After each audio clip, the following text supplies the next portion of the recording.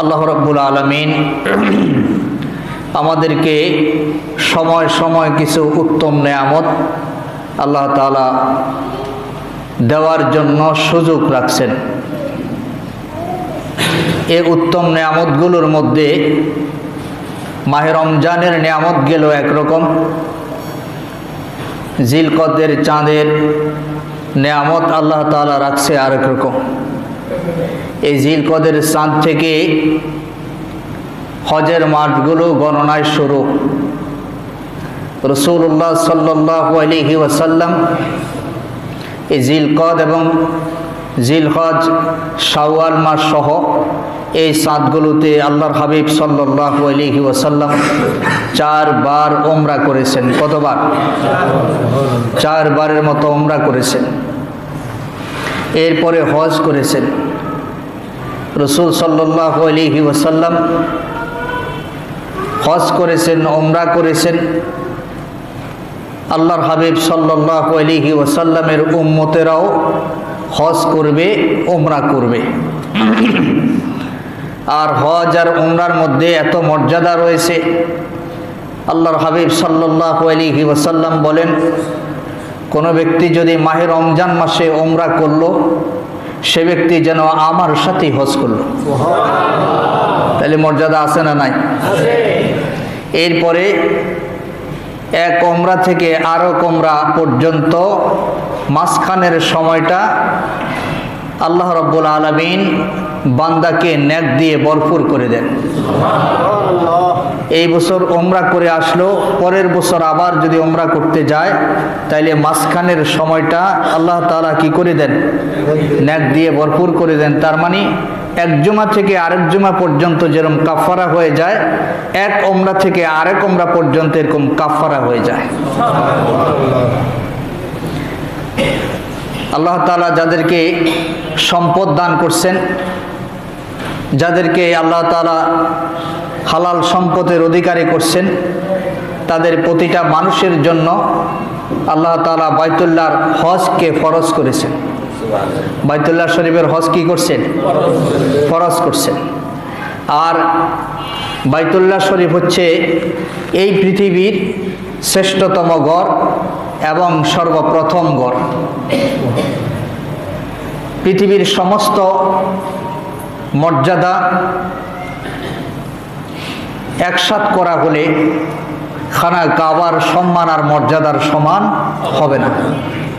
পৃথিবীর সমস্ত সৌন্দর্যকে একসাথ করা হলে খানা কাবার সৌন্দর্যের সমান হবে না। তাইলে আল্লাহ তাআলা যেমন সৌন্দর্য করে তৈরি করলেন, ওই জায়গার মর্যাদাও বেশি। আর ওই জায়গাতে যারা প্রবেশ করবে, আল্লাহ তাআলার ঘোষণা, তারা সম্পূর্ণর উপরে নিরাপদ। সম্পূর্ণর উপরে কি থাকবে? নিরাপদ থাকবে। তো আল্লাহ রাব্বুল আলামিন আমাদেরকে যেইভাবে কথাগুলো শোনালেন, যেইভাবে কথাগুলো বললেন, আমরা সেইভাবে ইনশাআল্লাহ শোনার চেষ্টা করব আল্লাহ পাকের কালাম থেকে। পড়ে আউযু বিল্লাহি মিনাশ শাইতানির রাজীম। বিসমিল্লাহির রাহমানির রাহিম। ইন্না আউওয়ালা বাইতিন wudi'a লিন-নাসি লাল্লাযী বিবাক্কাতা মুবারাকান ওয়া হুদাল লিল আলামিন। সূরাতুল আল ইমরানের ৯৬তম আয়াত। আল্লাহ রাব্বুল আলামিন বলেন, নিশ্চয়ই প্রথম ঘর হচ্ছে যা মানুষের জন্য স্থাপন করা হলো, নির্ধারণ করা হলো, তা হলো মক্কায়, তা হলো খানা কাবা। মক্কা শরীফের মধ্যে খানা কাবা অবস্থিত, এই জন্য আমরা মক্কা শরীফ বলি। কি বলি? কথা কন না, কি বলি? মক্কা শরীফ বলি। আসলে মক্কা হলো জায়গার নাম। মক্কা কিসের নাম? জায়গার নাম। এই মক্কার প্রথম নাম ছিল বাক্কা। কি নাম ছিল? বাক্কা। আল্লাহ রাব্বুল আলামিন মুহাম্মদুর রাসূলুল্লাহ সাল্লাল্লাহু আলাইহি ওয়াসাল্লামের কদম মোবারক সেখানে পড়ার পরে তার নামকরণ দিয়েছে আল্লাহর হাবিব। এই জায়গার নাম হলো মক্কা। আল্লাহ পাক যখন রসুলকে পাঠালেন, রসুলের জন্মভূমি, তার সম্মানার্থে এবং রসুলের মর্যাদা এবং সম্মান উঁচু করতে গিয়ে জাগার নামও মর্যাদা সম্পন্ন হয়ে গেছে, উঁচু হয়ে গেছে। তো এই মক্কাতুল মুআজ্জামার মধ্যে খানা কাবা অবস্থিত। কি অবস্থিত?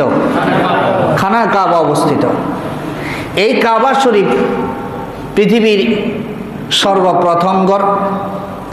আল্লাহ রাব্বুল আলামিন এই ঘরের মর্যাদা, এই ঘরের সম্মান দিয়েছেন। আদম আলা নবীনা আলাইহিস সালাতু ওয়াস সালাম এই ঘরের তাওয়াফ করেছেন। এবং আজকে হাজী সাহেবরা মক্কা শরীফের তাওয়াফের পরে কোন জায়গায় যায়? আরাফার ময়দানে। কোন জায়গায় যায়? আরাফার ময়দানে যায়। সেই আরাফার ময়দানে আল্লাহ তাআলা মা হাওয়া আলাইহিস সালাম এবং আদম আলাইহিস সালাম কি করলেন? একসাথ করলেন। এবং মুজদালিফায়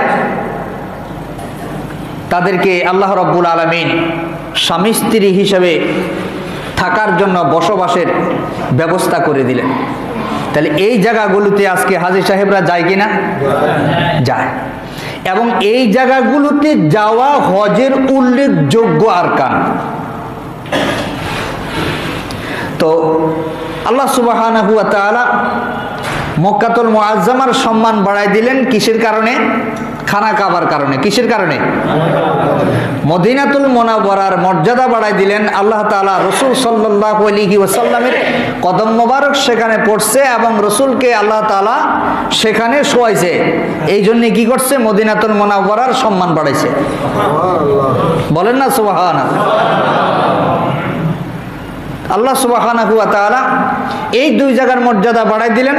তাম পৃথিবীর যতগুলো জায়গা আছে, আল্লাহ তাআলার সৃষ্টি যত জগৎ আছে, সমস্ত সৃষ্টি জগৎ থেকে এই জায়গাগুলোর মর্যাদা বেশি। আল্লাহ রাব্বুল আলামিন বলেন, যা খানা কাবা অবস্থিত মক্কাতুল মুআজ্জামা, এটাই হলো তোমাদের জন্য সর্বপ্রথম ঘর, যা বরকতময় ও হেদায়েত বিশ্বাসীদের জন্য রয়েছে। হেদায়েত বিশ্বাসীদের জন্য কি রয়েছে? হেদায়েত রয়েছে। এখান থেকে হেদায়েতের আলো সারা পৃথিবীতে ছড়িয়ে পড়েছে, আর আজও হেদায়েতের আলো ছড়াচ্ছে। আল্লাহ তাআলা আরশে আজিম থেকে, সিদরাতুল মুনতাহা থেকে এইভাবে ধারাবাহিকভাবে যখন রহমতগুলো বর্ষণ হয়, সর্বপ্রথম কোন জায়গায় বর্ষণ হয়? খানা কাবাতে। কোন জায়গায়? এই জন্যে খানা কাবাকে আল্লাহ তাআলা পুরা পৃথিবীর মাঝখানে দিয়েছেন। পুরাটা পৃথিবীর কোন জায়গায় দিয়েছেন? মাঝখানে দিয়েছেন। এখান থেকে চতুর্দিকে কি করে? আল্লাহ তাআলা রহমত ছড়ায়, বরকত ছড়ায়, নূর ছড়ায়। ওই বাইতুল্লাহর শাখা হলো মসজিদগুলো। তামাম পৃথিবীর যত জায়গায় মসজিদ হয়েছে, এই মসজিদগুলো হলো ওই খানা কাবার শাখা। ও খানা কাবার কি শাখা? ওই খানা কাবা থেকে মসজিদগুলোতে রহমত আসে। আর মসজিদের মধ্যে যখন রহমত নাজিল হয়, সকিনা নাজিল হয়, বর্ষণ হয়, তখন বর্ষণ শুরু হয় মিম্বর থেকে। কোন জায়গা থেকে? মিম্বর থেকে। এখান থেকে পুরা মসজিদের ডান দিকে যায়, বাম দিকে যায়। প্রথম কাতার, তারপরে দ্বিতীয় কাতার, তারপরে তৃতীয় কাতার, তারপরে চতুর্থ কাতার, তারপরে পঞ্চম কাতার। এইভাবে করে সারা মহল্লা, সারা এলাকাকে আল্লাহ তাআলা বরকত দিয়ে ভরপুর করে দেন। সুবহানাল্লাহ। উম্মতের জন্য হেদায়েত রাখছেন। ওখানে যাইলে আল্লাহ তাআলা নিদর্শনাবলীগুলি দেখা হয়। কিছু নিদর্শন রাখছেন আল্লাহ তাআলা কিয়ামত পর্যন্ত আনেওয়ালা সমস্ত উম্মত যাতে ওই নিদর্শনগুলো দেখে দেখে হেদায়েত প্রাপ্ত হতে পারে, আল্লাহ সন্তুষ্টি অর্জন করার একটা পন্থা হতে পারে, ভালো করে কাজ করতে পারে। আল্লাহ তাআলাকে চিনতে পারে, আল্লাহ তাআলার মহব্বত বান্দার অন্তরে জন্ম নেয়, সেখানে কিছু কিছু নিদর্শন রাখছে।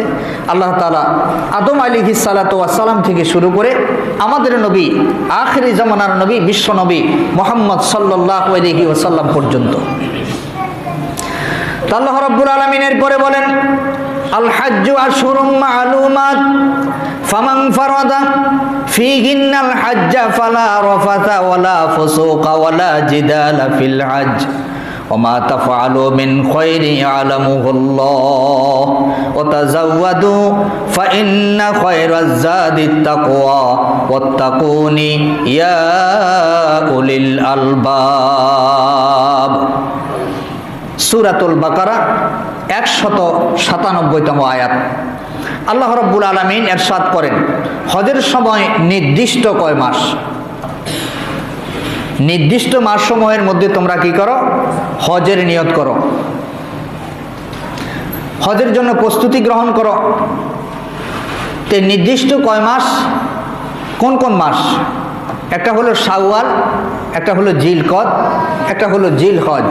আর জিলহজের পুরা মাস নয়, 13 তারিখ পর্যন্ত এই কার্যক্রম চলবে, এরপরে বন্ধ হয়ে যাবে। তবে ওমরা হজ সারা বছর করার সুযোগ আছে, ওমরা হজ সারা বছর করার কি সুযোগ আছে। এই জন্য আল্লাহ তাআলা যাদেরকে সম্পদ দান করছেন, তারা বিভিন্ন জায়গায় ঘোরাফেরা করে সময় নষ্ট না করে, টাকা পয়সা খরচ না করে, সময় হলে খানা কাবার ওমরাটা করে আসলে আল্লাহ তাআলা সারা বছর সচ্ছলতার ব্যবস্থা করে দিবে, গুনাহও মাফ করবে এবং আল্লাহ তাআলা তাকওয়া পরহেজগারিও দান করবে। তার মানে বান্দাকে পরিপূর্ণ বান্দা হিসাবে, মুমিন হিসাবে আল্লাহ তাআলা কি করবেন? তৈরি করে দিবেন, বানায়া দিবেন। এই জন্য আমরা সময় পাইলে ওমরা করার চেষ্টা করব, অন্য অন্য জায়গায় ঘোরাফেরা করে সময় নষ্ট করে টাকা পয়সা নষ্ট করার চেষ্টা করব না। আল্লাহ তাআলা আমাদের সকলকে বুঝদান করে, বলি আমিন। তা আল্লাহ তাআলা বলেন, আল হাজ্জু আশহুরুম মা'লুমাত ফামান ফারাদা ফীহিন্নাল হাজ্জা ফালা রাফাসা ওয়ালা ফুসুকা। হজের মাস হলো নির্দিষ্ট মাসসমূহ, অতএব এই মাসসমূহে যে হজের নিয়ত করবে, এরাদা করবে, তার জন্য হজে অশ্লীল ও খারাপ কাজ, ঝগড়া বিভেদ তাদের জন্য বৈধ নয়। সমস্ত অশ্লীল কাজ থেকে, খারাপ কাজ থেকে, ঝগড়া বিভেদ থেকে সম্পূর্ণর উপরে মুক্ত থাকবে। সম্পূর্ণর উপরে কি থাকবে? মুক্ত থাকবে। হাদিস শরীফে আসছে, রাসূল সাল্লাল্লাহু আলাইহি ওয়াসাল্লাম বলছেন, এই আয়াতের তাফসীরে আসছে যে স্বামী স্ত্রী যদি দুইজন হজে যায় অথবা সেখানের বাসিন্দাও যদি হয়, তাহলে হজের সময় স্ত্রীর কাছে যাওয়া যাবে না, এর থেকে বিরত থাকতে হবে। এরপরে ঝগড়াঝাটি থেকে বিরত থাকতে হবে। এরপরে সেখানে যায়া আমি বড় লোক, আমি ছোট লোক, আমি এই, আমি ওই, এই সব কিছুই মনের ভিতরে আনা যাবে। তার মানে সম্পূর্ণ হিংসা বিদ্বেষ দূরীভূত করে দিতে হবে, পরিষ্কার করে নিজেকে নিতে হবে। তারপরে আল্লাহর দরবারে দোয়া করলে আল্লাহ তাআলা কবুল করে নেবে। সুবহানাল্লাহ। এরপরে আল্লাহ রাব্বুল আলামিন বলেন, সমস্ত ঝগড়াঝাটি বন্ধ করে দিতে হবে। আর তোমরা ভালো করে ভালো কাজের যা তুমি করবে আল্লাহ তা ভালো করে জানেন। আর তোমরা হজে যাওয়ার জন্য উত্তম পথেহ গ্রহণ করবে। উত্তম পথেহ কি?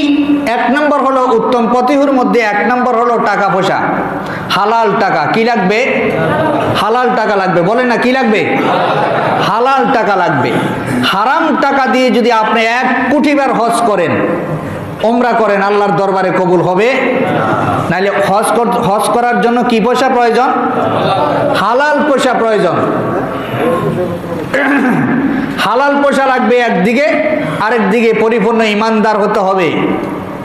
সারা জীবন আমি কোরআন হাদিসের বিরুদ্ধে খুঁড়া মারলাম, সারা জীবন আমি ইসলাম ও মুসলমানদের বিরুদ্ধে আচরণ করলাম, আর আমি এখন আল হজ সাজার জন্য মক্কা শরীফ যাইলাম, আমার হজ কবুল হবে না।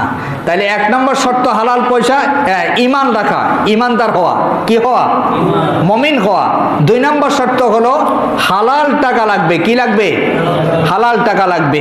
আমার হালাল টাকাও আছে, আমি ইল্লা মাশাআল্লাহ নামাজ কালামও পড়ি, কিন্তু এতিমের সম্পদ দেই নাই, হজ হবে? আমার নামাজ কালামও আছে, এতিমের টাকাও ঠিক মারি নাই, ঠিক আছে, তারপরে আমার টাকাটা হলো সুদের, হজ কি হবে? আমার টাকাটা হলো ঘুষের, হজ কি হবে? এরপরে আমার এগুলো সব ঠিক আছে, আমি মা বাপের বাদ দেই নাই, আমার হজ কি হবে? আল্লাহ রাব্বুল আলামিন বলছেন ওয়াকাদা রাব্বুকা আল্লা তা'বুদু ইল্লা ইয়াহু ওয়া বিল ওয়ালিদাইনি ইহসানা। আল্লাহর সঙ্গে শিরিক করা যাবে না, এই কথা নিষেধাজ্ঞা জারি করার পরে বললেন মা বাবার প্রতি ইহসান করো। তোমার মা বাবার প্রতি যদি তুমি ইহসান না করো, তোমার কোনো আমল কবুল হবে? তাহলে যে ব্যক্তির কোনো আমল কবুল হবে না, আল্লাহ ঘোষণা দিয়েছেন, এই ব্যক্তির হজও কি কবুল হবে? তাইলে মা বাবার সন্তুষ্ট করার নির্দেশ কার? মা বাবার আনুগত্য মানার নির্দেশ কার? আর মা বাবাও যদি সন্তানের হক সন্তানকে দিল না, বেইনসাফি করে হজে যায়, মা বাবার হজও কবুল হবে না। দুই দিকে ধরা আছে না নাই? আছে। তাহলে হজের জন্য ঈমান লাগবে, বেঈমানের জন্য হজ নয়। দুই নাম্বার, হালাল পয়সা লাগবে, হারাম টাকার হজ নয়। হারাম টাকার কি নয়? হজ নয়। তারপরে অশ্লীল কাজ, বেবিচারি, হত্যা, ধর্ষণ সব করলাম, এরপরে হজে যাইলে আমার আল্লাহ ক্ষমা করে দিবে, এরকম আশা করা যাবে? ওগুলো আগে ছাড়তে হবে, তওবা করে পাকাপোক্ত মুমিন হতে হবে, তারপরে হজে যেতে হবে। এরপরে আল্লাহ তাআলা বললেন, আর আল্লাহ জানেন তোমরা কি করো, নিশ্চয়ই উত্তম পথে হচ্ছে তাকওয়া। এরপরে তোমরা তাকওয়া অবলম্বন করবে, টাকা পয়সার পাশাপাশি তোমরা আল্লাহকে ভয় করবে, যে আল্লাহ আমি তোমার ঘরে যাওয়ার জন্য ইরাদা করছি, তুমি আমাকে কবুল করো। বান্দা যখনই আল্লাহর ঘরে যাওয়ার জন্য, খানা খাবার হজ করার জন্য নিয়ত করে ফেলে, পাকাপোক্ত সিদ্ধান্ত নিয়ে ফেলে, তখন থেকে বান্দা আল্লাহর মেহমান হয়ে যায়। কার মেহমান হয়ে যায়? আল্লাহর মেহমান হয়ে যায়। আর এই আল্লাহর মেহমানের কাজ তখন আল্লাহর কাছে বেশি বেশি আজিজি ইনকিসারি করা, কান্নাকাটি করা, গুনার কাজসমূহ ছেড়ে দেওয়া।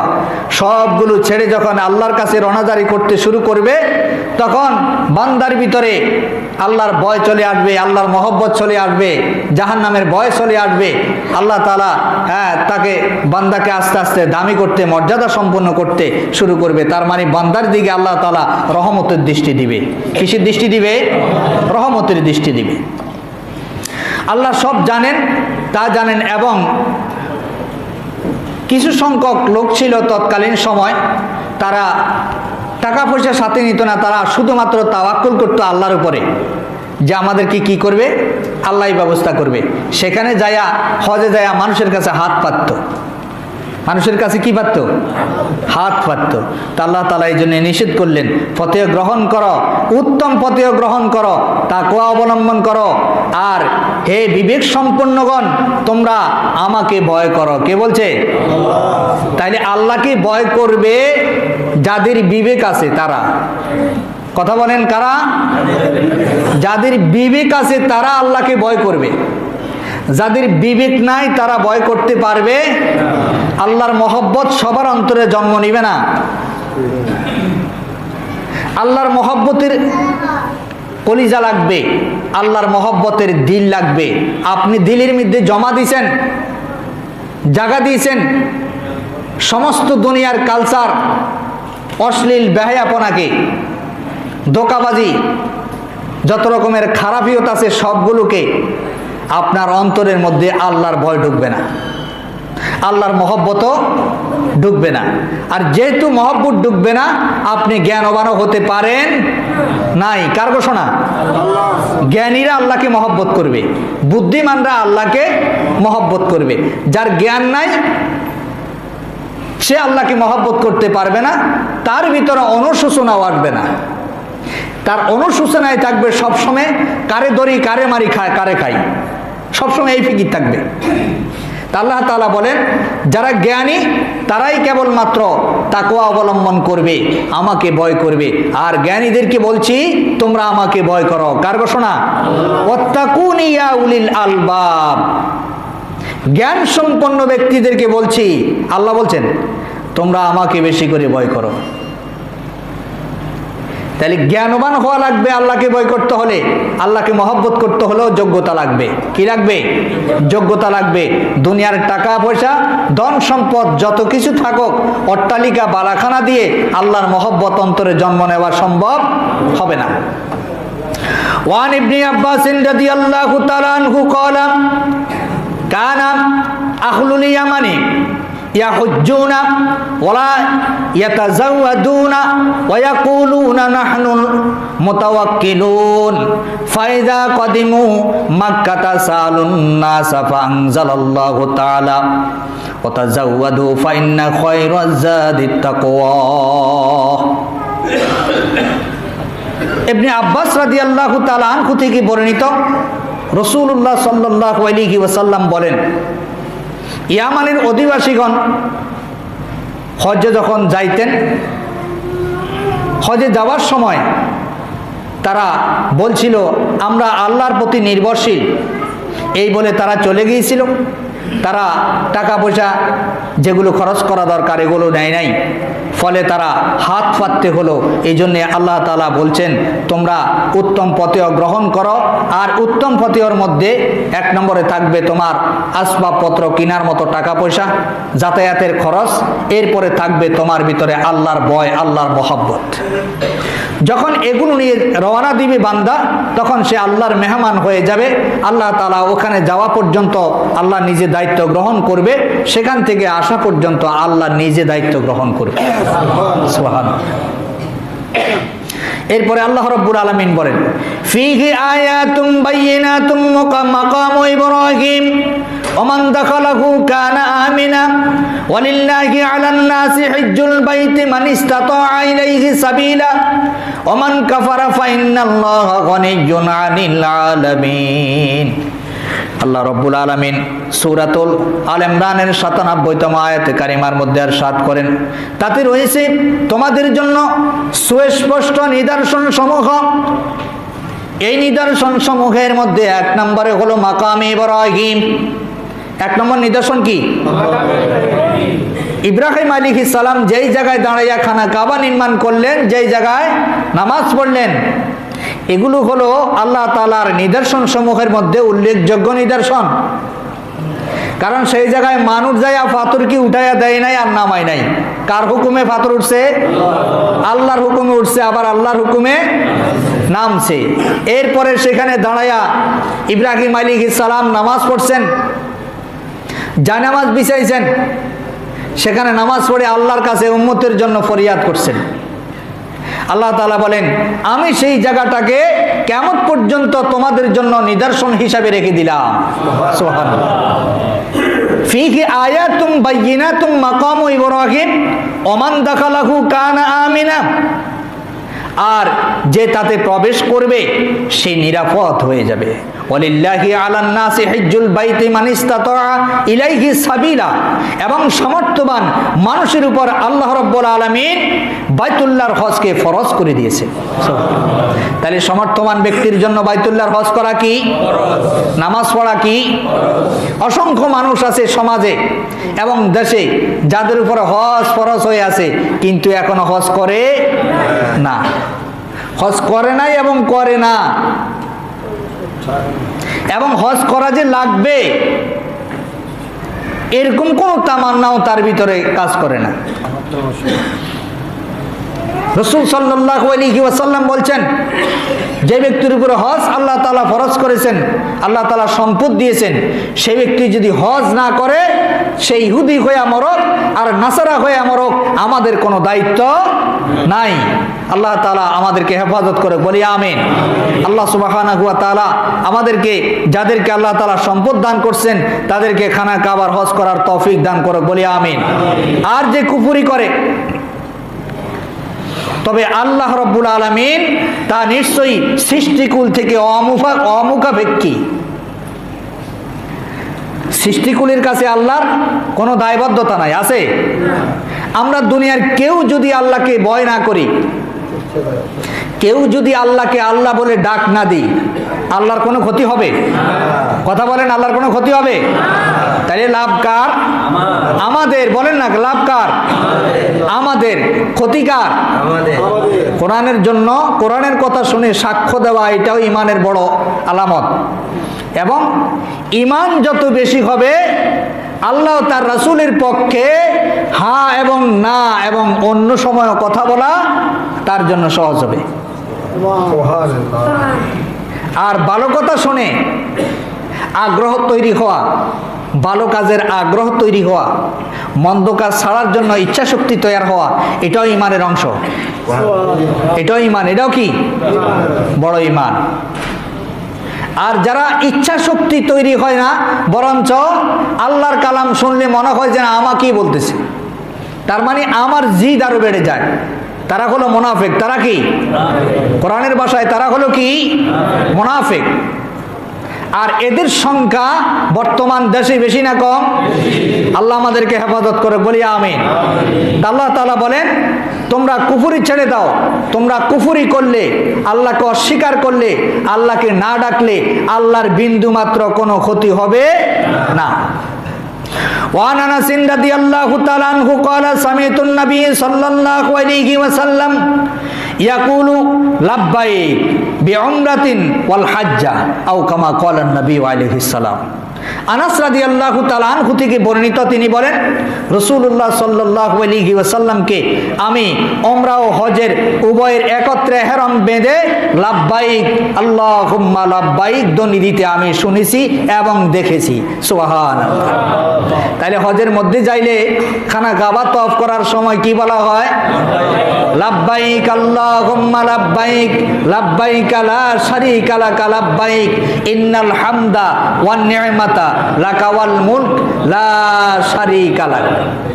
লাব্বাইক মানে কি? আল্লাহ আমি তোমার কাছে হাজির হয়েছি, আমি ধরা দিয়েছি, আল্লাহ আমি তোমার গোলাম, তুমি আমার মনিব, আমি গোলাম, তুমি মনিবের দরবারে হাজির, এখন তুমি আমাকে মাফ করে দাও। আর আমি তোমার সঙ্গে আর কোনো শরীক করব না। সেখান থেকে আসার পরে এই শরীক আছে না নাই? আছে।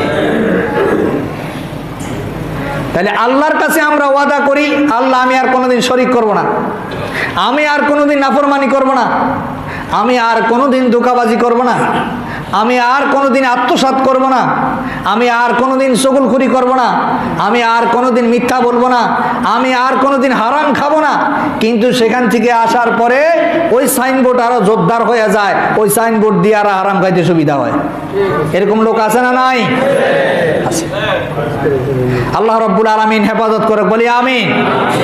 এরপরে আল্লাহর হাবিব সাল্লাল্লাহু আলাইহি সাল্লাম বলেন, ওয়া নবী হুরায়রা রাদিয়াল্লাহু তাআলা আনহু আন্নান নবী সাল্লাল্লাহু আলাইহি ওয়াসাল্লাম ক্বালা আল উমরাতু ইলা আল উমরাতি কাফারাতুন মা বাইনাকুমা ওয়াল হজ্জিল মাবরুর লাইসা লাহু জাযাউন ইল্লাল জান্নাহ আও কামা ক্বালা নবী আলাইহি সালাম। আবু হুরায়রা রাদিয়াল্লাহু তাআলা আনহু থেকে বর্ণিত, তিনি বলেন রাসূলুল্লাহ সাল্লাল্লাহু আলাইহি ওয়াসাল্লাম বলেছেন, এক উমরা থেকে অপর উমরার মাঝখানের সময়ের জন্য কাফারা স্বরূপ হয়ে যায়। সুবহানাল্লাহ। এবং ত্রুটি মুক্ত হজ এর প্রতিদান হচ্ছে সরাসরি আল্লাহর জান্নাত। সুবহানাল্লাহ। মকবুল হজের প্রতিদান কি? আল্লাহর জান্নাত। মকবুল হজের প্রতিদান কি? কথা কন না, মকবুল হজের প্রতিদান কি? আল্লাহর জান্নাত। তাহলে এই জান্নাতে আমরা কে যাইতে চাই না? সবাই আমরা কি চাই? আল্লাহর জান্নাতে যেতে চাই। আর এই তামান্না আমাদের সবার আছে যে আল্লাহ যাতে আমাদেরকে খানা কাবার হজ নসিব করে, বলি আমিন। যাদেরকে আল্লাহ যাওয়ার তৌফিক দান করছে, যারা গিয়েছে আল্লাহ তাদেরকে আরো যাওয়ার তৌফিক দান করে, বলি আমিন। আর আমরা যারা এখনো যেতে পারি নাই, আল্লাহ তাআলা যাতে আমাদের যাওয়ার ব্যবস্থা করে দেন, বলি আমিন। তাহলে রাসূল সাল্লাল্লাহু আলাইহি ওয়াসাল্লাম বলেন, ত্রুটি মুক্ত হজ মাবরুর হজ, কবুল হওয়া হজের প্রতিদান হচ্ছে আল্লাহর জান্নাত। তার মানে বান্দাকে আল্লাহ তাআলা মাফ করে জান্নাতি বানাই দিবে। সুবহানাল্লাহ।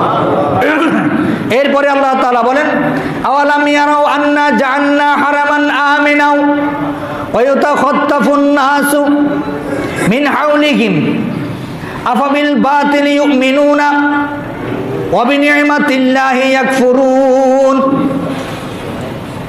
আল্লাহ রাব্বুল আলামিন সূরাতুল আনকাবুতের ৬৭ নম্বর আয়াতে কারিমার মধ্যে আল্লাহ তাআলা ইরশাদ করেন, তারা কি দেখে না যে আমি হারামকে নিরাপদ নগরী, নিরাপদ শহর বানিয়ে দিয়েছিলাম। হারাম শরীফকে, হারামের এরিয়াকে আল্লাহ তাআলা নিরাপদ শহর বানাইছেন। কি শহর বানাইছে? নিরাপদ শহর বানাইছে। অথচ তাদের আশপাশ থেকে মানুষকে ছিনিয়ে নেওয়া হয়, তারা কি দেখে না? তাদের আশপাশে কত জায়গায় মানুষের উপরে অত্যাচার হয়, জুলুম হয়, তারা কি দেখে না? আমি এই জায়গাটুকুরে এমন সুন্দরভাবে নিরাপদ বানাই দিলাম, এই জায়গায় আসতে তাদের সমস্যা কোথায়? সুতরাং তাদেরকে এই জায়গায় আসতে হবে। কে বলে? যাদেরকে আল্লাহ সম্পদ দিয়েছেন, তারা সেই জায়গার, সেই কাবার হজ করতে হবে। এটা আল্লাহর নির্দেশ, আল্লাহর বিধান। যারা হজের উপযুক্ত হওয়ার পরে অজুহাত দেয়, আমার মেয়ে বিবাহের উপযুক্ত হয়েছে, মেয়েটা বিবাহ না দিয়ে যায় কেমনে? আপনি যদি পরের বছর টাকা না থাকে হজ করার জন্য, তখন আপনি কি করবেন? এই জন্য হজ যখন ফরজ হবে, সাথে সাথে কি করতে হবে? হজ করে ফেলতে হবে। আপনার মেয়ের উপযুক্ত, বিবাহের উপযুক্ত হয়েছে, আল্লাহ আপনার মেয়ের বিবাহ ফয়সালা করবেন কি করবেন না? করবেন না? ছেলে উপযুক্ত আছে, আপনি ছেলেকে হয় করাই যান, আর নচেত হজের থেকে আয়সা করাবেন। আরো যত কাজকর্ম আছে সব বন্ধ করে দিয়ে আগে কি করতে হবে? হজ করতে হবে। এই জন্য আল্লাহ তাআলা বলেন, আমি এই জায়গাকে নিরাপদ নগরী বানালাম, মর্যাদা সম্পূর্ণ নগরী বানালাম। তোমরা কি দেখো না যে আশপাশের এলাকাগুলোতে, অন্য অন্য জায়গাতে মানুষকে ছিনিয়ে নেওয়া হয়? এই জায়গাকে আমি এমনভাবে হেফাজত করছি, এই জায়গা থেকে কেউ নিতে পারবে না। তাহলে কি তারা অবশ্যই বিশ্বাস করবে এবং আল্লাহর নিয়ামতকে অস্বীকার করবে? অসত্যকে তারা বিশ্বাস করবে এবং আল্লাহর নিয়ামতকে অস্বীকার করবে? তাহলে সত্য বিশ্বাস করব, অসত্য বিশ্বাস করব? বলেন না, আমরা অসত্য বিশ্বাস করব না। আমরা কোনটা বিশ্বাস করব? সত্য। আল্লাহ জিজ্ঞাসা করেন, তাইলে তারা কি আমার হজ না করতে আইসা সম্পদ ধরে রেখে তারা কি আমার কথাকে অস্বীকার করতে চায়? আমি যেটা সত্য বলছি এটাকে কি তারা অস্বীকার করতে চায়? আর যেটা অসত্য সেটাকে বিশ্বাস করলো, যেটা সত্য তাকে বর্জন করলো। এটা কি কখনো হবে? কোনোদিন সম্ভব না। আল্লাহ কোনোদিন মেনে নিবেন না। আর অস্বীকার যারা করবে, আল্লাহ তাআলাই তাদের থেকে নিয়ামত ছিনিয়ে নিবে, আল্লাহ তাআলা তাদের থেকে আর তাদের উপরে আযাব দান করবে, তাদের থেকে রহমত ছিনিয়ে নিবে। কি ছিনিয়ে নিবে? রহমত ছিনিয়ে নিবে। আন আবি হুরায়রা রাদিয়াল্লাহু তাআলা আনহু قال قال رسول الله صلى الله عليه وسلم من حج هذا البيت فلم يرفث ولم يفسق رجع كما ولدته امه او كما قال النبي عليه السلام।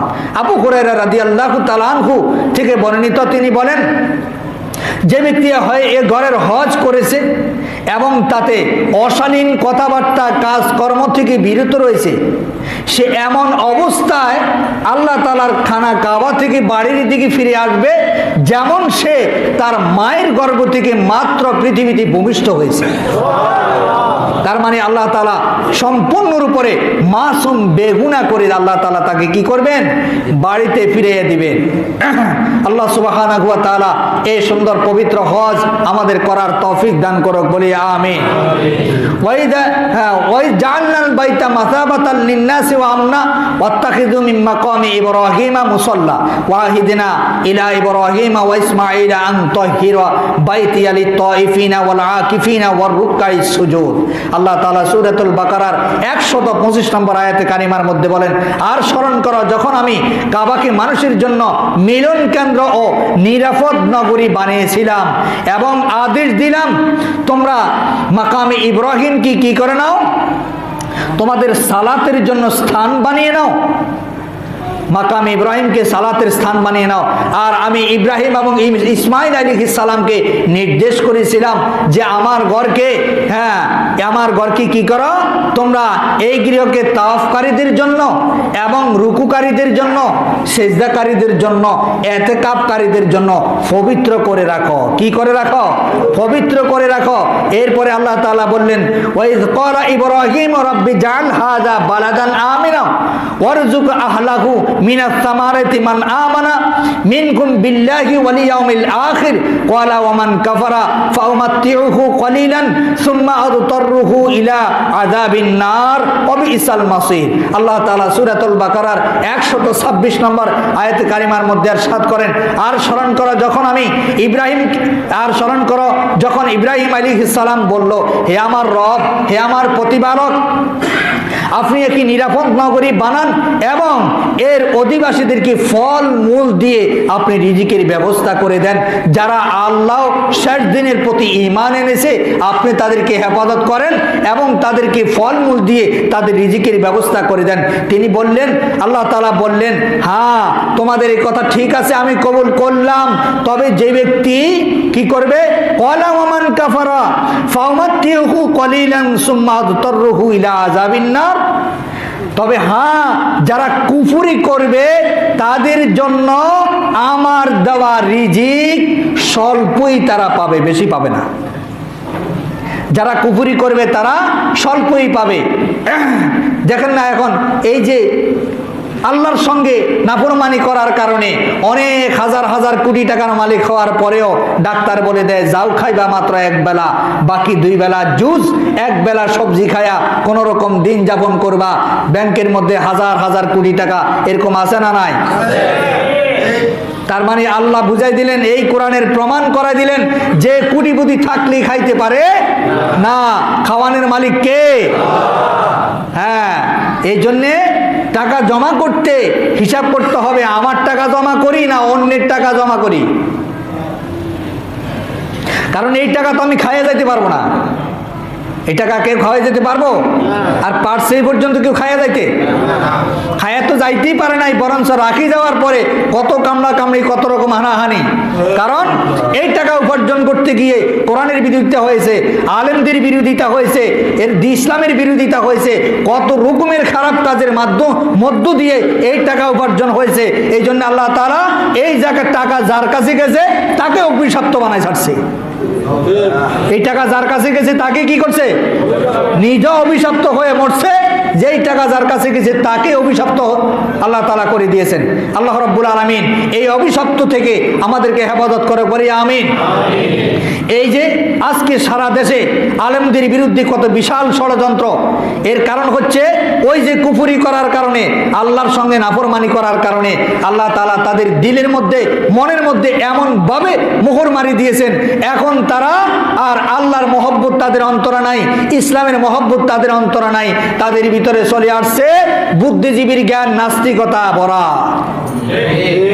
এই নাস্তিকতার কারণে তারা আজকে কোরআনের বিরুদ্ধে, হাদিসের বিরুদ্ধে, আলেম ওলামাদের বিরুদ্ধে কমিটি তৈরি করে, আলেম ওলামাদের বিরুদ্ধে আজকে সার্চ তৈরি করে, কত রকমের অপকর্ম, কত রকমের নাফরমানি করার লোক এই দেশে আছে, তাদের বিরুদ্ধে কোনো সার্চশিট নাই।